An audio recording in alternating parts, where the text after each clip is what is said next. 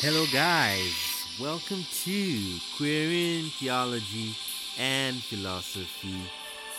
We are here, traveling through the stars. We want to study many cosmological views. And today, we are going to be in Ghana and the Akan religion.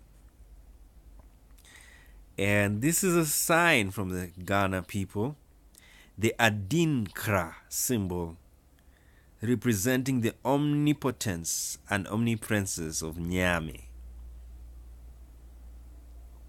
And you can see how, let's do a study of the design. You can see it has like nail up there, and the nail, a hook coming from the right to the left, and a hook from the left to the right. And then it is like a body of people, beautiful artwork from Ghana. And the Akan religion comprises traditional beliefs and religious practices of the Akan people of Ghana and Eastern Ivory Coast. And we're doing this to study different religious views and get principles from them. Now, the Akan religion is referred to as Okom, from the Twi word Okom, meaning prophecy. Although most Akan people have identified as Christians since the early 20th century, Akan religion remains practiced by some, and it's often syncretized with Christianity. Yeah, and it's very interesting. Most of my Ghanaian friends I know, they're very prophetic. They're very good at predicting. I've experienced that. Of course, in Christian settings, whenever you hear a Ghanaian is around, and even it's still the same in Ghana. When you go to Ghana, I was being told most of the radio stations, they have different prophets. They love prophecy, and because they can prophesy with such accuracy, many people compete. How many times can I prophesy? You know, prophesying is an unction. And sometimes people can prophesy until they prophesy no more. But the fact is, once a prophet, always a prophet. So they have prophesied before. And now we can see why it came from. It came from Okom, the meaning prophecy. So Akan religion, the Akan people were prophets. That's what I've now got to understand. And now I've known why many of my Ghanaian friends are prophets, and especially the Christians, the ones I know who are Christians, they are a bit prophetic. The Akan have many subgroups, including the Ashanti, the Akwapem, the Wasa, the Abron, the Ani, and the Baule. So the religion varies greatly by region and subgroup. Yeah, the fact is, diversity is the king. So everything is diverse. So we're just looking at small, just side by side, just to get us to have some knowledge. Similar to other traditional religions of West and Central Africa, such as West African Voodoo, Yoruba religion, and Odinani, Akan cosmology consists of a supreme creator god who generally does not interact with humans, and many lesser spirits who assist humans. So you have got to understand, Akan cosmology is shaped like this: a god, one god. There's one supreme God. So what do you see? You see monotheism. And you also see monarchy. And who generally does not interact with humans. And then he has lesser spirits who assist humans. And then he goes on to say Anansi, the spider, is a folk hero who is prominent in Ashanti folk tales, where he is depicted as a trickster. And deities. Remember, we are on the World Wide Web. Who is weaving that web? It's Anansi, if you want to believe in Akan religion. Anansi is the spider that is creating the web, the World Wide Web. And it has all those internets, the websites. You know, the website is a part of the web. Every strand is every website. All websites can be numbered and are numbered. And so you can go to one strand, then today you go to another one. Like when I touch the word hero, you see this blue on the Wikipedia page, all of these blue, these are websites. These are parts of the web. And you touch it and you go to that part of the web and you study. Then you find another part of the web and you study. Beautiful. Whoever created that word web was a genius. Now, these are the deities. Followers of the Akan religion believe in a supreme God who created the universe. He is distant and does not interact with humans. The creator God, depending upon the region of worship, include Nyame, Nyankopon, Brek Nyiri Hununade, that is Almighty, Odomankoma, infinitive inventor, Obo Ade, creator, and Anansi Kokuroku, the great designer or the great spider. Wow, beautiful. So you see, the webs are a design. Have you seen spiders?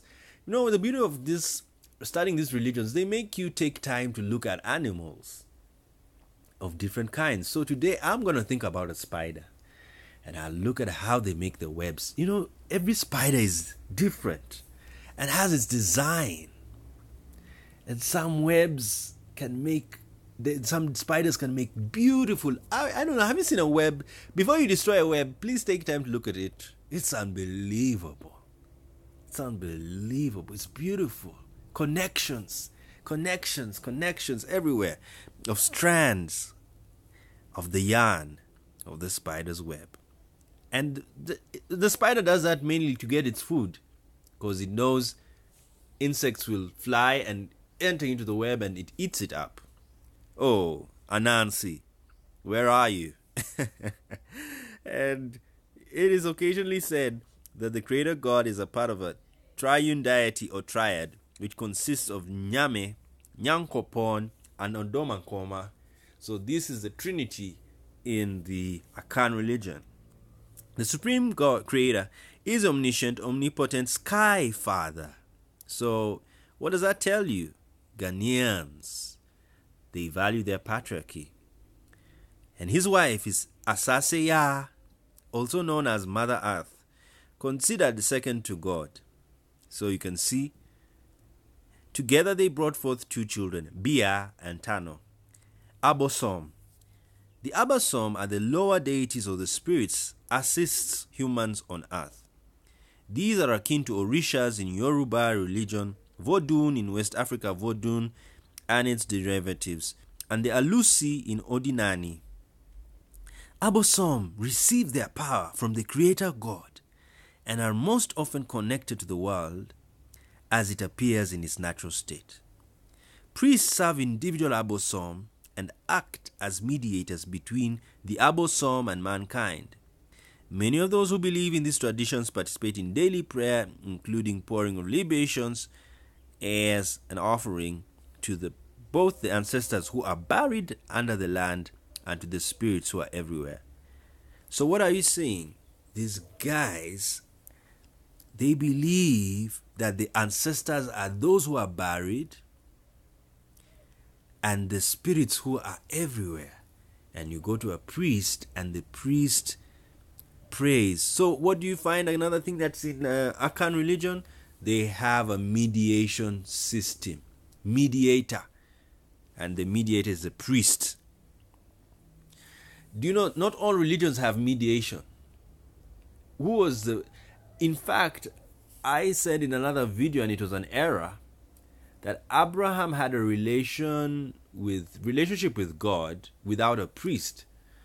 But I've remembered that Abraham went and paid his tithe to the high priest, to the priest called Melchizedek. And the priest blessed him on behalf of God. You know, priests are just servants of God. They are used by God. They are agents. And so they bless. So Abraham actually, much as he could do sacrifices on his own and he didn't need a priest and didn't need a temple, but he had a priest who blessed him. And that tells you that Abraham lived in a mediation system of religion. But the weird thing is that people like Noah didn't have a priest, and Enoch didn't have a priest, and most of those other people didn't have priests. They just used to worship God like that. Like, remember Cain and Abel, both of them, they were priests. And Abel offered a better sacrifice than that of Cain, and Cain killed him. So what does that mean? The priests, it's like offering to God, and somebody tells you that, God picks. So God was a bit biased, and he picked on Abel, the cattle keeper, the animal keeper, and he ignored the farmer called Cain. So anyway, what we are just trying to say is that Akan religion has mediators, therefore it's a mediated religion. Then Nsamanfo are the ancestors. They are sometimes referred to as ghosts. So these are the ghosts. Now in the Americas, where Jamaica, the Akan people went to live in, of course, the slavery, majority of slaves came from West Africa. The slaves in the Americas came from West Africa, majority of them. And the culture is that the Akan, their culture obliterated any African customs, and incoming non-Akan Africans had to submit to the culture of the majority Akan population in Jamaica. And the Akan pantheon of gods, referred to as Abosom in Twi, were documented. Enslaved Akan would praise Nyakompong, not related to Maroon leader Akopong. Libations would be poured to Asa Seye Ya and Epo, the sea god. Bonsam was referred to as the god of evil. Kung Fu, from the Akom word, the name of the Akom spiritual system, was documented as Mial and originally found in books, while Kung Fu is still used by Jamaican Maroons. The priest of Kung Fu was Kung Fu Man. Jamaican Maroon spirit possession language, a creolised form of Akan used in religious ceremonies of the Jamaican Maroons. Then there's Mial and revival. And the Kung Fu followers gravitated to the American revival of 800 Seventh-day Adventist movement because it observed Saturday as the day of God's rest. And this is shared aboriginal belief of the Akan people as it is of today. So some of these Kung Fu believers became SDA. They started keeping the Sabbath. And they had two sects, 60 Order or Zion Revival, and 61 or Pocomania, Order of the Earth. 60 Order worships God and spirits of the air or the heavens on a Saturday and considers itself to be more clean. And 61 Order deals with the spirits of the earth. So you can choose to be in any order. The Asante Hene, like the mother woman of revival, has special two swords used to protect himself from witchcraft, called Akrefena and the soul sword, and Bosom Fena or spirit sword. Wow. So that is the Akan religion. Very interesting. And we'll be looking at very many religions and mythologies from around the world. Goodbye.